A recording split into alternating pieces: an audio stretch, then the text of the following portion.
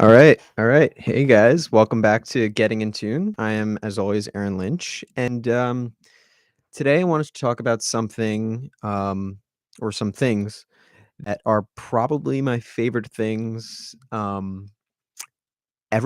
that were ever created in the history of the universe. And those things are guitar solos. And I wanted to talk about what I think the greatest guitar solos are, because this pretty much also goes hand in hand with the last episode I did where I talked about the greatest guitarists, and you know, I wanted to talk. I wanted to talk about their best solos, but I just think that would have been a little bit too much if I, went through all of their best solos as well as the list of all of them. But so these solos, of course, wouldn't go hand in hand with that list, um, only because, for example, if you know there's the greatest, someone with the greatest guitar solo might not be considered, by me at least, to be one of the greatest guitar players. Although most of the guitar players on the list of guitar players that I made will probably be seen on here. Um, but there are many more factors for a greatest guitarist list rather than a solo, because you know, I think a greatest guitarist list would be a little bit more subjective. Um, as is this. So obviously this is my list. This is not a definitive list, but yeah, let's just get right into it. So I have a list of 20 solos, and I'm gonna run down starting at 20 to number one. I probably mentioned in a few prior episodes what number 1 is already, or even, like, the top 5, but, we'll get there. Now the first one, or the 20th one, um, is gonna be surprising. It's surprising to me, and I made the list, so, but I love this, solo. I love this song. I love this band, and the album that it was on. The album that this song was on is probably my favorite album by this band. It's either this one or the one after it. But, the song is, "High and Dry, Saturday Night" by Def Leppard, and it's on the album High and Dry, and, the solo on that song is just, um, like, just incredible and badass and just pummeling, and it's super bluesy, but, it also has that's the thing, this album is, called High and Dry, and it's by far Def Leppard's heaviest album. They haven't put anything out since then that's been heavier, or before that, and, this album was probably their first, um I don't wanna say really successful album, because the album that came after this, Pyromania, just blew up and exploded onto the charts, with songs like Photograph and, Rock of Ages and Foolin' and stuff like that, but, the album High and Dry is just phenomenal and super heavy and super awesome. They incredible riffs, and, Pete Willis was the, lead guitarist on this album, and I believe, the 2 albums prior to this one. And he was the original lead guitarist, he was eventually replaced by, Phil Collen, who is equally as good in my opinion, but I honestly prefer Pete Willis's, solos much, much more than Phil Collen. But High and Dry Saturday Night is my 20th, favorite guitar solo, or what I think is, could be the potentially 20th best guitar solo, but just amazing, amazing riff, super heavy, great guitar tone. The phrasing is perfect, like I said, bluesy phrasing, but against that just heavy, heavy hard rock riffage from the High and Dry album. And that's my 20th one. Now 19 is another solo that might be surprising to most people. Definitely the guitarist would be, but actually Guitar World had this solo on their list of it was either 100 or 50 greatest guitar solos, but I know this one was 50 on their list. I mean, it's 19 on mine because I love this guitar player, but, it was 50 on theirs. So at least it's recognized to an extent, because I feel like this guitarist definitely should be. The solo is, the solo from the song "Shock Me" by Kiss, and the guitarist is, Ace Frehley. Now, I've mentioned Kiss before, and I've mentioned the fact that they're not really recognized as a great band musically. Everybody knows them for the show and the makeup and all that stuff. The music is incredible, and it's like quintessential 70s hard rock, heavy metal, in my opinion. Um, but "Shock Me" is off the album Love Gun, which came out in 1977, and it's the first Kiss song that the lead guitarist, Ace Frehley, sang lead vocals on. Um, so that's pretty cool. He doesn't have a great voice. His voice does sound kinda, it's weird. It's an acquired taste for sure, but, it definitely works. He has a good hard rock voice in my opinion. But, this was the first solo, or one of the first solos, I should say, where he was given, really an extended amount of time for, a longer solo. And you can tell when you listen to it, there's really no improvising there.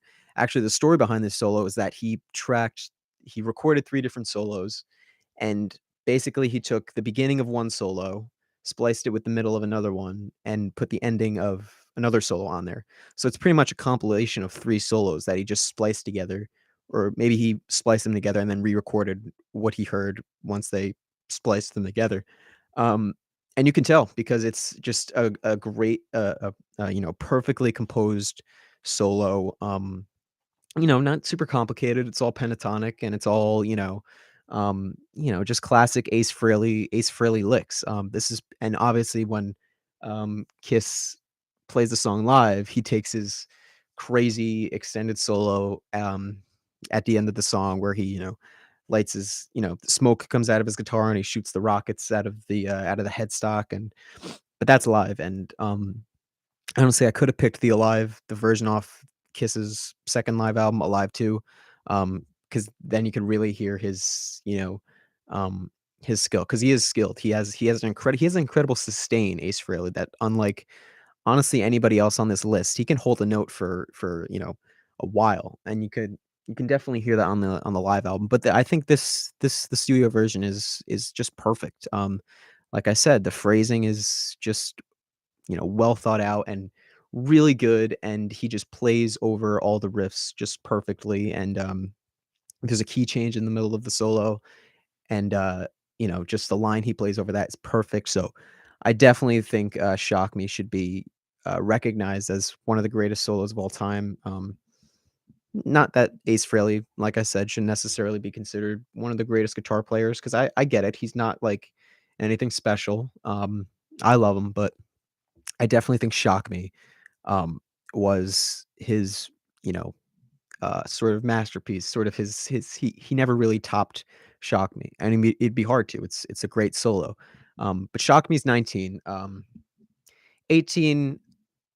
Okay, I wanted to choose. Now I could have picked "Eruption" by Van Halen. Not that that would have come in this low on the list, but I didn't even include "Eruption" on this list only because I'd say it kind of be unfair, only because that song is literally just a guitar solo, whereas all of these are just, normal songs with the full band on them.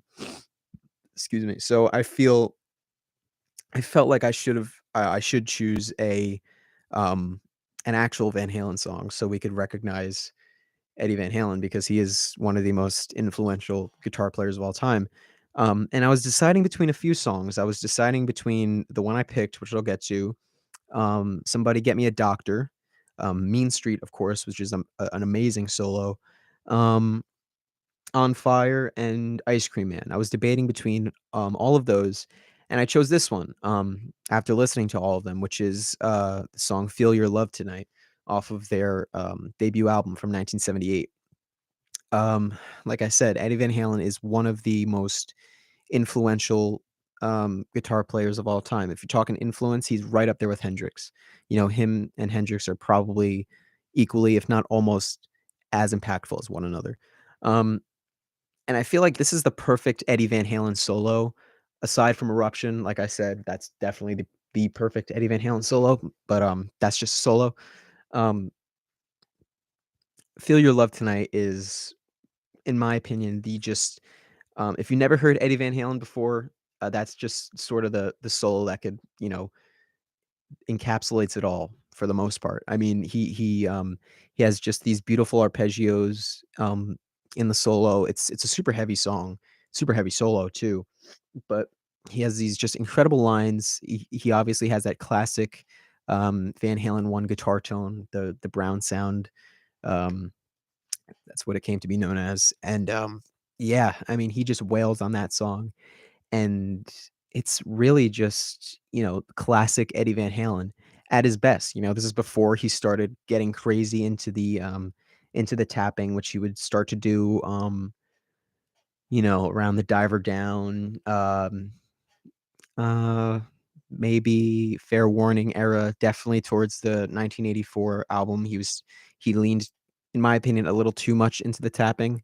But Feel Your Love is just the perfect combination of, I think, his just incredible playing with a pick, his normal playing and, and the tapping and the crazy stuff that he would do. So number 18 is Feel Your Love Tonight by Van Halen. Amazing solo. 17 is from a guitarist whom I mentioned last time. The guitarist is Martin Barr, of the band Jethro Tull, and the song is Aqualung, off the album Aqualung from 1971. And again, this is a guitarist that pretty much never gets talked about. I guess that's understandable to an extent. I mean, Jethro Tull isn't really, a crazy popular band. If you're talking, if you're looking at the progressive rock world, they're one of the best, but, progressive rock isn't really this crazy, um, popular genre of rock at all. Um, but Jethro Tull is definitely one of the best, if not the best progressive rock bands, at least of the '70s. And Martin Barr, I mean, is just he fits so perfectly into that band. I mean, his guitar playing is just phenomenal. And this solo is kind of like it's very reminiscent of some sort of like a Jimmy Page type solo, which there's actually a story regarding Jimmy Page with the solo. Martin Barr was in the studio recording the solo to Aqualung. And what happened was Jimmy Page actually walked into the studio while Martin Barr was playing the solo.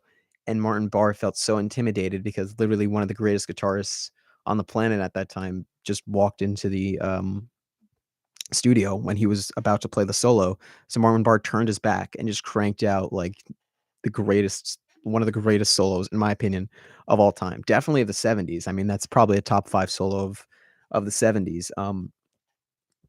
But I mean, it's just he's pretty much shredding before shredding was even a thing. Um, he's sticking to the pentatonic scale for the most part.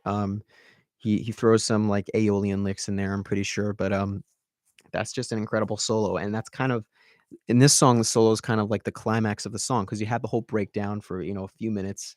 It was heavy in the beginning, then it got that breakdown, the acoustic breakdown, and then it just literally, when I mean explodes, it explodes into the solo, and it takes no prisoners, and it's just super heavy. I've always loved his guitar tone. I will admit it's not like a great tone. It's pretty light, but I love it. It's a great, in my opinion, great Les Paul tone, '70s Les Paul tone, very raw. That whole album, Aqualung, has a very raw sound. And definitely Aqualung is Martin Barr's, in my opinion, greatest solo. I was also debating putting the song "Minstrel in the Gallery" by Jethro Tull on the list, but that song is really that's a really progressive song. Plus, also, it's just when you think of Jethro Tull, anybody that knows them, you think of and the guitar solos that Martin Barr played, you think of Aqualung first. No one really thinks of Minstrel in the Gallery, even though Minstrel in the Gallery might be just as good or even better. But Aqualung, I think, is Martin Barr's just perfect solo. Whole thing's improvised, you can tell. And yeah, just amazing. Amazing feel. Talking about feel, 16, I have Do You Feel Like We Do by Peter Frampton. Specifically the live version off of Frampton Comes Alive. Even though the studio version is pretty similar for the most part.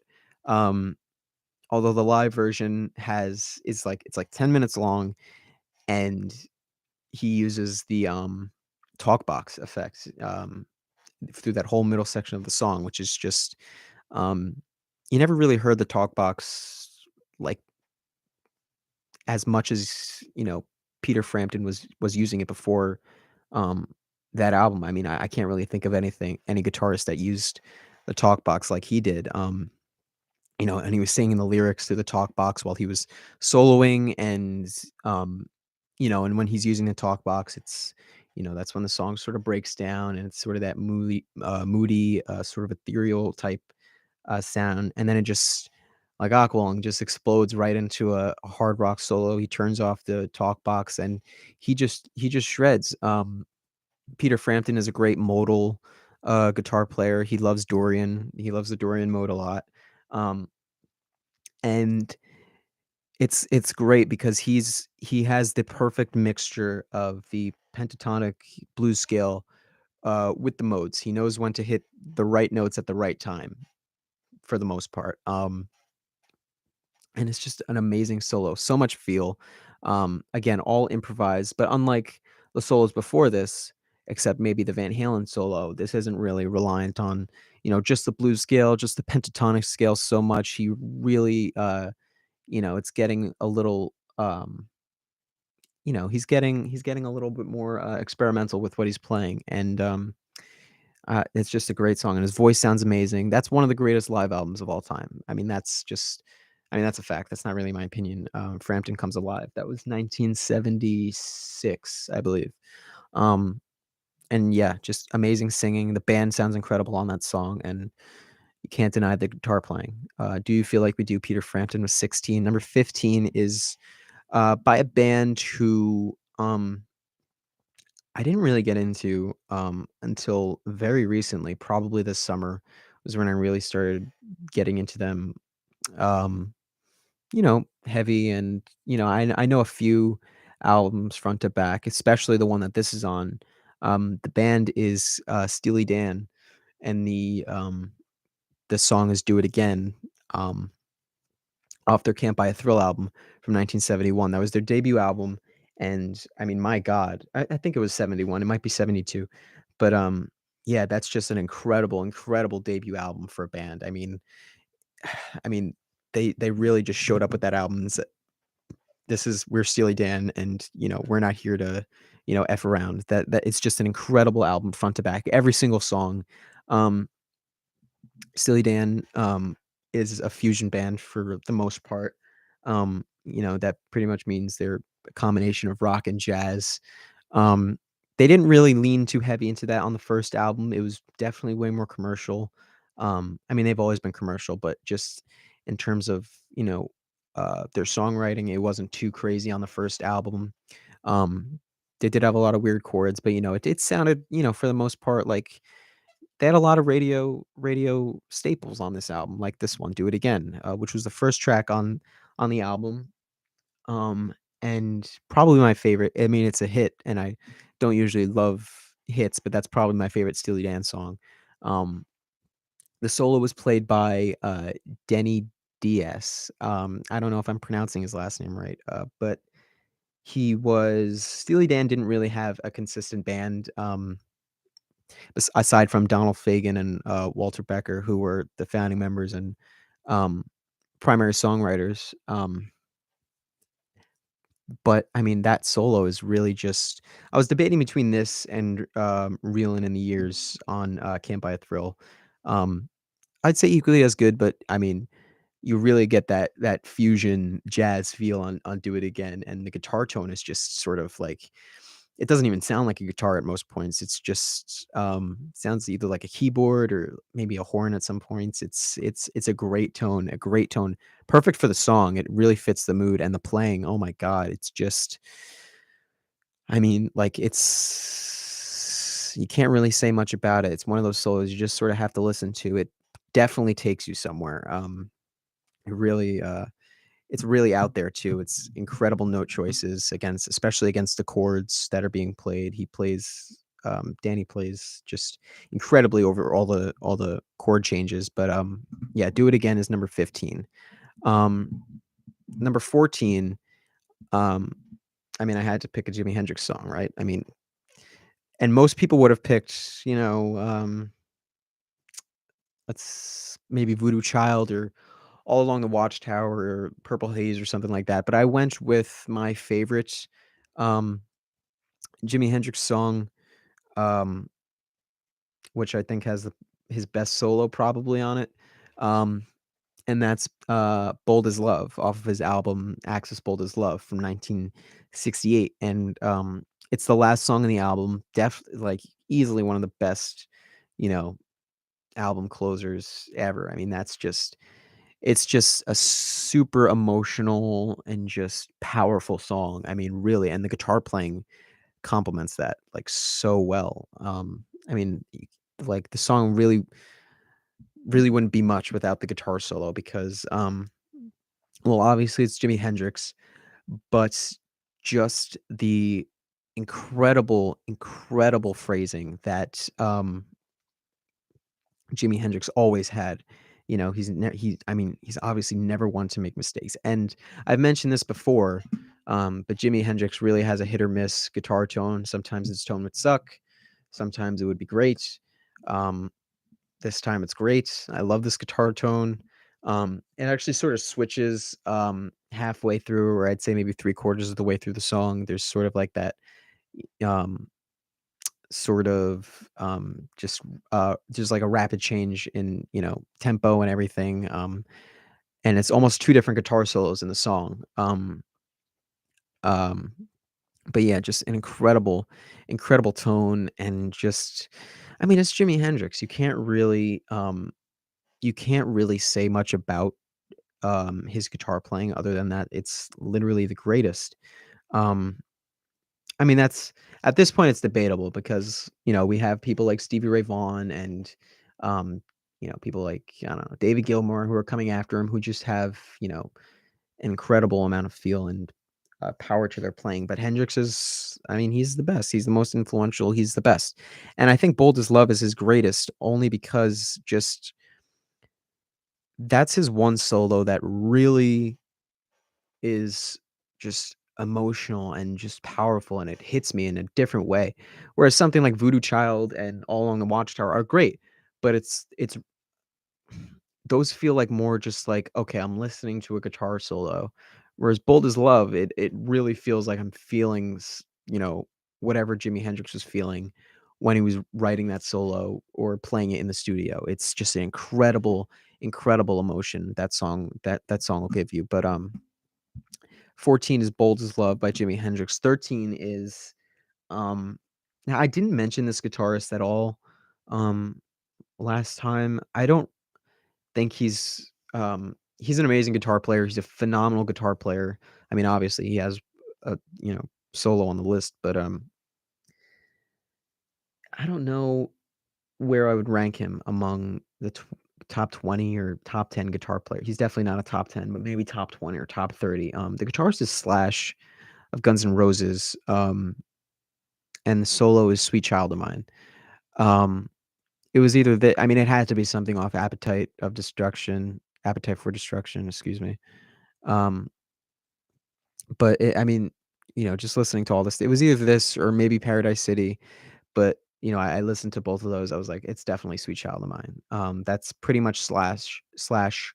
Um, at his best for the most part. I mean, you could argue maybe November Rain had his best guitar work, but I mean, this is easily the most iconic, people that don't or aren't people that aren't like crazy fans of Guns N' Roses, will definitely know, the song Sweet Child of Mine, but the solo much more than they would November Rain or um, you know, anything off like the Use Your Illusion albums or anything after that.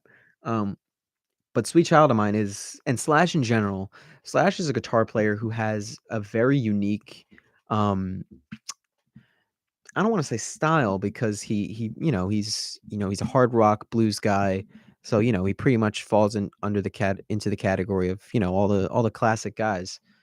but he just has just a unique way of playing. You watch the way his fingers move. It just seems so like natural to him, more so than it does to anybody else for some reason. He's playing the same licks for the most part, but Slash just had a feel.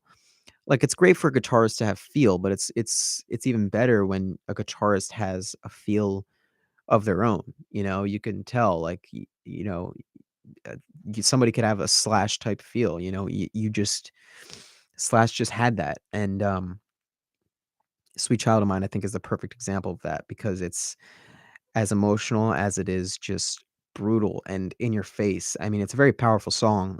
It's a great song, but he just really goes to town on that entire song. About halfway through his guitar solo, he kicks on the wah and probably a boost pedal, and like I said, he just rips. He totally rips. He has this amazing ascending line in the song that I really want to learn. I've never learned it, but it seems pretty hard to play, but yeah, Sweet Child of Mine is a great solo. Slash's best solo in my opinion, his most iconic, at least.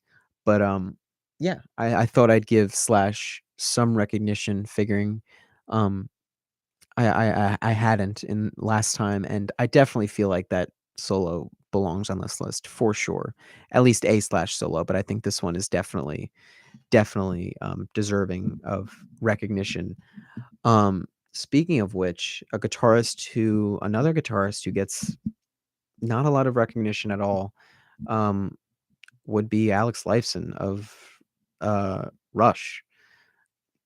No one talks about this. I mentioned him last video, and I mentioned the fact that on Rolling Stone's list of the 100 greatest guitarists, he's like 98, 99. It's like where he should be in the top 20, top 10. I mean, seriously, it's so messed up. It's so bad. He's an incredibly gifted guitar player, and I chose the song. This might be a surprise, but I there's no doubt in my mind that it would have been this License solo. I chose a solo on Closer to the Heart off their Farewell to Kings album, which came out in 1977. I'm pretty sure, either 77 or 78. Um, Although I think it's 77. I think Hemispheres came out in 78. Um, but this is just his best solo, perfectly crafted. You can tell it's one of those solos where he sat down and picked every single note, the perfect note to play, at over, every single chord change, and it's just amazing. Great tone. The guitar is stereo pan on both sides, so it has this really big sound, and it really cuts through the song, and it's just a great classic Alex Lifeson solo, and it's a beautiful song. It's not one of these crazy 12-minute Rush songs. It's only like 2 minutes or so, 2.5 minutes or something like that, and it's just a classic great solo.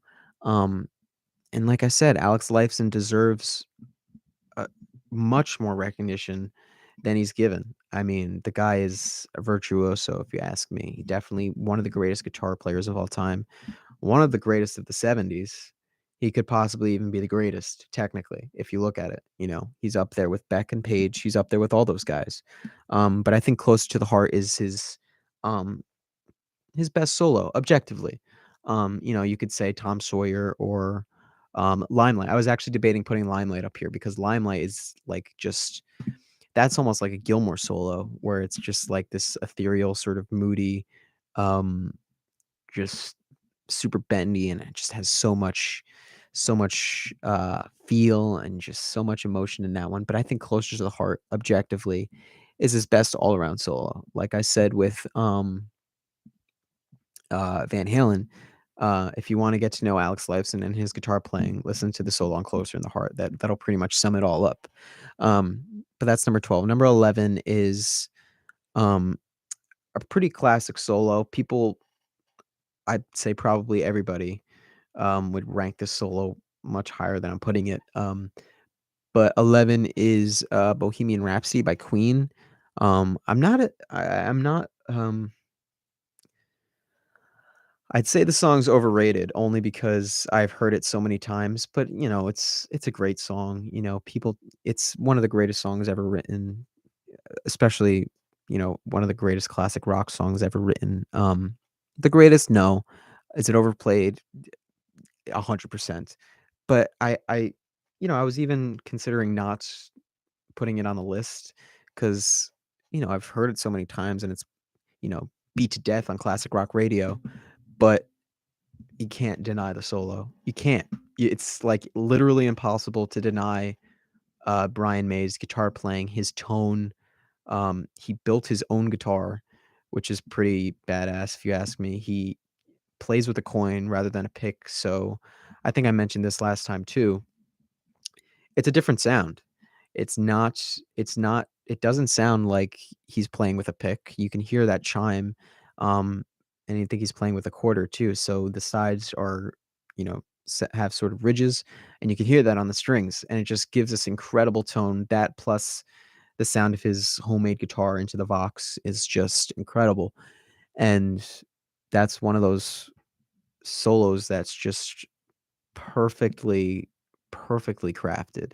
I don't even think he, wrote that solo, I'm basing this off of the movie Bohemian Rhapsody. It looked like he sorta just he had an idea of what he wanted to play, and then he just said, "Alright, hit record," and that just sorta came out of him. And, that's sort of the best solo those are sort of the best solos, the ones that are kinda just felt, and you can tell that's what he was doing, and just an amazing solo, amazing phrasing. I mean, it's Brian May's a great guitar player. Guitar World ranked him as first in the greatest rock guitarists of all time. Would I go that far? Definitely not. If someone wanted to argue that this is like a top 3 solo, I couldn't disagree. It's really great, but, Bohemian Rhapsody sorta just doesn't really do it for me anymore, as an entire song, but the solo is just it's perfect if you ask me. If the song did not have that solo, I think I would like it even less. Um, but yeah, that's number 11, Bohemian Rhapsody by Queen. Now we're into the top 10, and all of these songs, I feel at any time, except for maybe the top 3, can sort of move their place on the list. It's not really it was very tough, you know, coming up at the top 10, but, I think this is a pretty good, ranking for what it is. 10, I have, a solo by a guitar player who I talk about way more than I should because he's a little overrated, um, even though he has one of the greatest solos of all time. Um, and that's "Sunshine of Your Love" by Cream, and the guitarist is Eric Clapton, who, I evidently can't shut up about. He this is, in my opinion, his best solo. um Actually, that's not true, because we will actually be talking about him again, but this is his best solo in Cream for definitely. Um, I was thinking this or White Room, and I listened to both of them, I was like, "Yeah, this honestly blows White Room out of the water." I love the solo on White Room, but this is and Crossroads too. That's usually considered his best, but, I tend to think, Sunshine in Your Love is, his best, in Cream at least, and that really just encapsulates that everything that Clapton is about and should be for the most part because he really veered off into more of a pop sort of sound. He's not really that hard rock, guy that he was when he was in Cream and, Derek and the Dominoes and, Blind Faith, and, back in the '60s, he sort of veered off into the pop world, with albums like Slow Hand and, you know, all the stuff he did in the '80s, which wasn't great, but, you know, it's not it's not like it's nothing compared to at least his guitar playing is nothing compared to what it was in Cream and throughout the '60s. But I think Sunshine of Your Love is just the tone is brutal. He has a brutal tone on that, and I think he's playing through his SG, um, which, SGs are great. I love SGs. And, that's on Disraeli Gears, and that's easily the best Cream album, I believe, and it's one of my favorite albums. But one of the best, rock albums of the '60s, if you ask me, and, thus I think Sunshine Your Love is up there in the best solos of the '60s. If not, it might be the best. Aside from the one we have next, which is also a Clapton solo. However, it is not a Eric Clapton song. It's not a Cream song. Um, Not a Derek and the Dominoes song. It's nothing Clapton was ever permanently involved with. Nothing he founded. It's actually a Beatles song, and the song is "While My Guitar Gently Weeps," which is off of the Beatles' White album, which came out in 1966, 67. One of those two. I'm not completely sure. I'm not a huge Beatles guy, but "While My Guitar Gently Weeps" is just it's probably my favorite Beatles song. Um, I mean, I love George Harrison as a vocalist. As a guitar player, he's good, but I love his voice. And Clapton is just like it's almost hard to pin that solo. Like compared to it's very different from Sunshine Your Love. Where Sunshine Your Love is very it's very it's I don't want to say bluesy because they both are, but um Sunshine Your Love, I mean, While My Guitar Gently Weeps really just hits you in a way that Sunshine Your Love or any solo before this does not. Um, it just like I mention it so much, but like feel like emotion just put into guitar. It fits the song so perfectly. That's the thing Clapton was amazing at, or is amazing at. He can hear a song and he could just fit perfectly right into it with his solo. And While My Guitar Gently Weeps, that solo really just like, think about the title of the song, "While My Guitar Gently Weeps."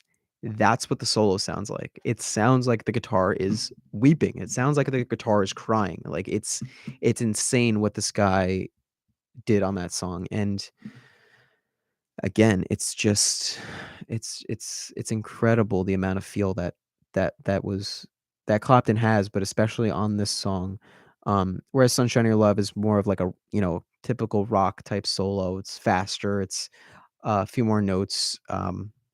He runs up and down the pentatonic scale a little bit more than he does um, in the Beatles tune. But While My Guitar Gently Weeps, Clapton's best solo, in my opinion. Better than Crossroads, better than Sunshine Your Love. It's his best solo all around.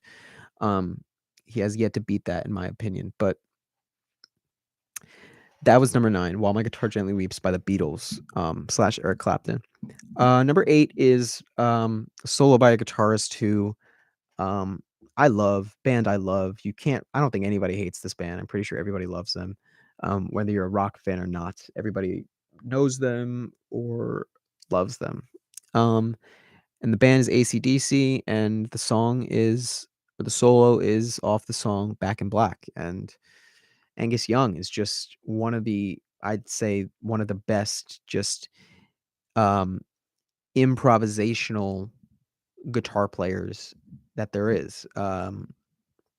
Everybody knows the song Back in Black, so just think of the solo in that song. That's as good as Angus Young can get. Obviously, he had some great solos, before and even since. Like, he really never, ever AC/DC never really misses with, I mean, they've missed with songs, but especially guitar solos, Angus can never miss. I mean, he always just has that bluesy, just, just raw, you know, rock, just classic rock and roll guitar solos.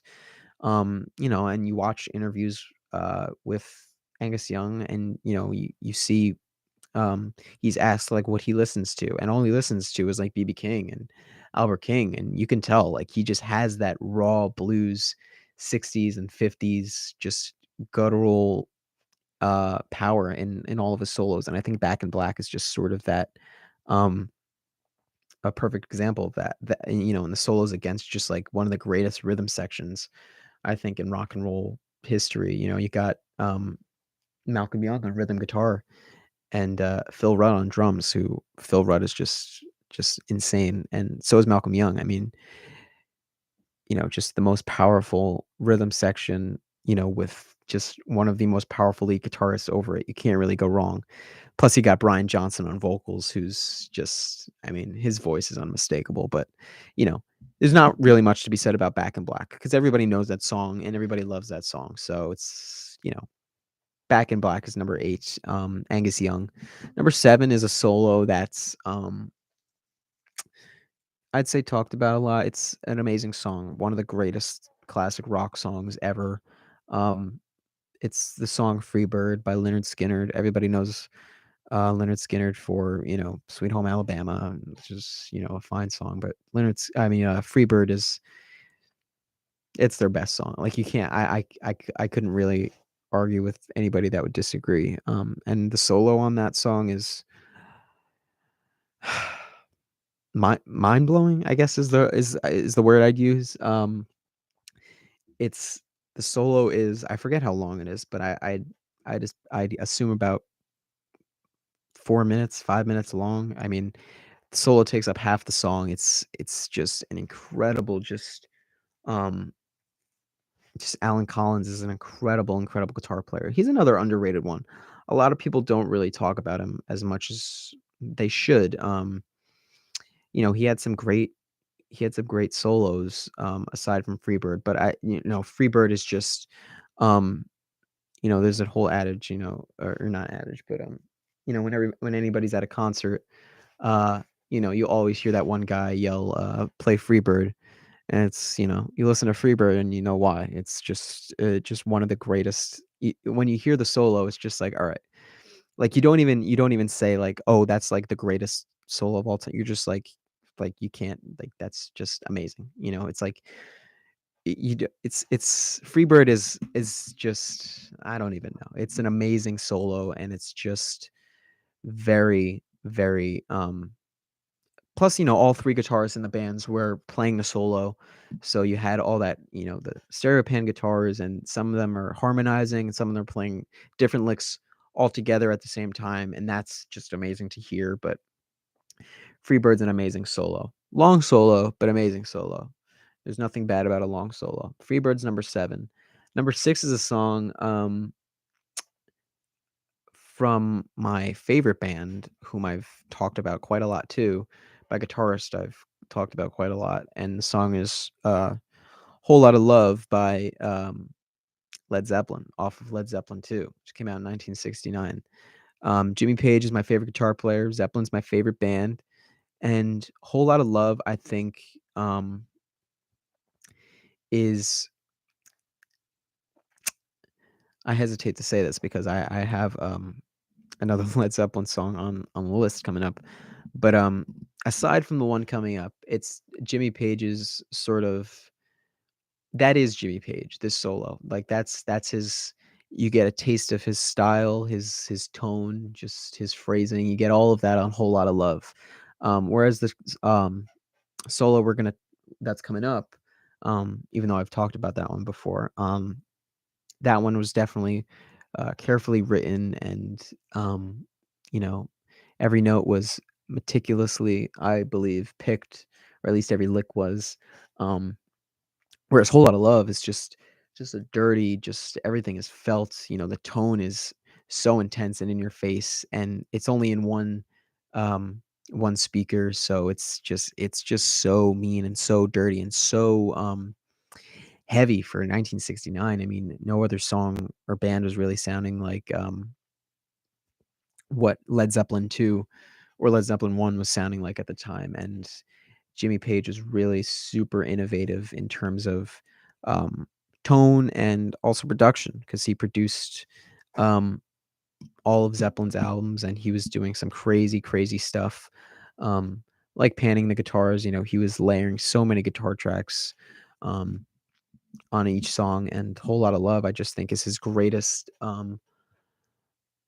is gr I really feel like saying it's his greatest solo, only for the reason that it's really what Jimmy Page is all about. It's just the guttural, just sort of heavy, ripping blues solo that, Jimmy Page is, those are the kind of things he's known for.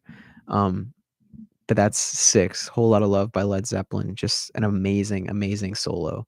Um, and 5 is a solo quite like Whole Lotta Love in a way where it's just extremely heavy for, compared to the rest of the song, at least. The Soul Is Time by, uh, um well, the song is Time by Pink Floyd, and the solo is by David Gilmour off of, Dark Side of the Moon, which is, if you ask me, one of the greatest albums of all time, if not the greatest, at least rock albums, but I mean, you know, you can't really argue that being one of the greatest albums of all time, and Time is, um, probably in contention, I believe, for David Gilmour's best solo. Again, I got another David Gilmour solo coming up, so I can't really say that this is his best, but, like I said, all any of these solos can move their place any day, but, Time is just, um, out of everybody on this list, David Gilmour has the most feel.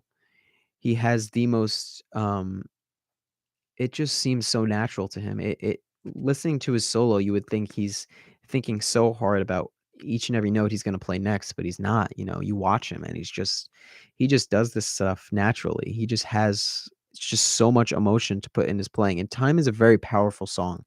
It's about the concept of time and, how scary that could be, and, um, the solo really just, um, it feels like what the song's about, like we talked about, "While My Guitar Gently Weeps." It feels like, um, Time is a very deep song, it's a very s like, fearful song, there's a lot of, sort of, um, heavy topics, thrown at you in that song, and at the solo, it just hits you in a way that is just almost too intense and too powerful. That's really what David Gilmour was best at. He doesn't use a lot of notes, he's not like this crazy he's not like Page where he was, running up and down, the pentatonic scale and playing these crazy licks with all these effects. Gilmour could just hit you with, 3 or 4 notes, and you'd be in a different place. That's really his thing. Um, but Time is number 5. Um, David Gilmour is just an incredible, incredible guitar player. Number 4 is Hotel California by the Eagles. Everybody knows this song, I think, and the solo is kind of iconic, I'd say very iconic. You got, Joe Walsh and, Don Felder both playing, a sort of a dueling guitar type, solo, which is very cool in my opinion, especially seeing that live, it's incredible. 2 great guitarists. I love Joe Walsh as a guitar player, he's probably one of my favorites, um, and it's one of those solos where just the phrasing is just every note, is just perfectly chosen, and it's one of those solos where it's like you hear it once and you could sing the whole thing, after you hear the song, you could sing the whole it's a very singable solo, it's very memorable. Um, Hotel California is a super, um it's one of those songs that I've heard a few too many times, but I could just listen to I skip right to the solo every single time. I can listen to that over and over again because there's just so much, it's just every note just sort of feels like it's perfect. You can almost tell where the solo is going, um, after each note, which is a good thing and a bad thing to an extent because you wanna be surprised by what the guitar player is gonna play, but also it's like this is solo where it's just like every note just, like, hits you in just the right way where it's just like, "Yeah, okay, that's just a perfect solo," and, there's not much to be said about Hotel California. It's an amazing song for what it is. Like I said, it's a little bit overplayed in my opinion, but Hotel California is number 4 for, uh, the guitar solo. Number 3 is a song that might surprise, um, some people, but I think it's easily one of the greatest of all time, and I don't know why people don't really, talk about or hold this solo or this guitar player in this high of a regard because I think he deserves to be. But the solo from the song "Sultans of Swing" by the Dire Straits, which was on their debut album, which came out in 1978. Talk about a unique style. Mark Knopfler just has an incredible style. I mentioned this before. You know, the Dire Straits came out at a time where pop, um, and disco and punk were just dominating the charts in the mid to late 70s. And the Dire Straits really had their own sound. It's not like they were bringing hard rock back. It's not like they were, creating a whole new genre. No one sounded like the Dire Straits since, no one has sounded like the Dire Straits since, or no one had before them. They're just a totally unique band, and it's all due to Mark Knopfler's songwriting, production, and guitar playing. And Sultans of Swing really was his first um, great solo. Um, there's 2 solos in the song. One is I think each one is as good as the other. There's one in the middle of the song, and there's one at the end of the song where he just kinda shreds on that one. He just goes to town, and he plays with his fingers too. So that's another thing, like, you can really hear, the difference, between other guitar players and him, where you could sort of hear a pick, and, it's obviously playing with the pick is great, but, you hearing Mark Knopfler play with his fingers on that just clean Strat sound is just so refreshing, especially against that sort of bluesy, jazzy music that he would write, and it's just incredible. Sultans of Swing is number 3 of the greatest guitar solos of all time, in my opinion. And number 2 is usually what is considered the greatest guitar solo of all time, or solos, because there's 2. But it's "Comfortably Numb" by Pink Floyd. David Gilmour again. I'd say this is probably his most powerful solo, even though Time is right up there. Um, Comfortably Numb is one of it's just the song itself is very, moody. It's very, um, ethereal. It's very moving. Um, and the solo itself is all of those things combined. It's the first solo that Gilmore takes in the song is sort of just this, um, just lilting sort of just, um, it's just the notes were perfectly chosen. You can tell, each and every line he plays, it's just every single note, and he hits the right notes at the right time, and, he plays perfectly over the chord changes. It's not a complex solo at all. None of Gilmore's were, like I said, but you can tell he writes everything out, and he really knows what note to play at which time. But the second solo in the song, it kinda takes no prisoners. That's I mean, talk about feel. I mean, that's like a Clapton style feel, that last solo. He just rips through, it's in B minor. He just rips through the pentatonic scale pretty much, but he could play like I said, he could play the pentatonic scale and he'll sound like nobody else. He'll just rip. Like he could have 2 notes and he'll just kill you with what he could play. So Comfortably Numb is number 2, even though most people rank that as number 1.